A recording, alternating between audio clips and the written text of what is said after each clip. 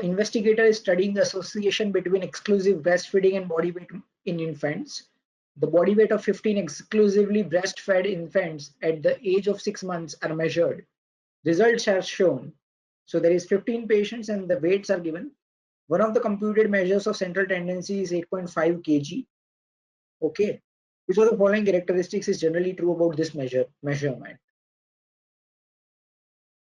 So 8.5, what is true about 8.5?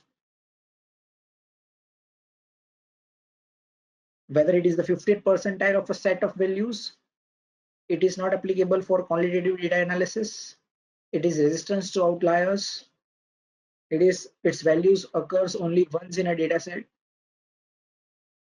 it is useful to assess the extent of the data variability.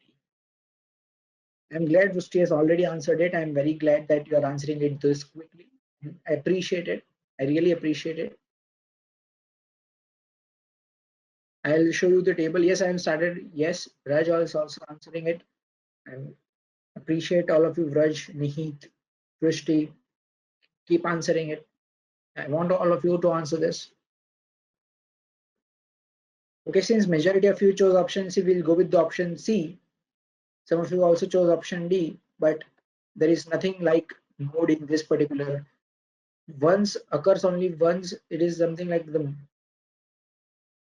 median or the mode. Its value only occurs once in a data set. It is not, I don't think so that it should be a proper answer for this question, but let's see when we review this session. Going on. So here is this, that 8.5, what is true about it? The mode of the sample does not change due to the presence of outliers regardless of their magnitude, because it represents the most frequent value in a given sample. This is also true of the median. In contrast, the mean is a measure of central tendency that is sensitive to the presence of outliers.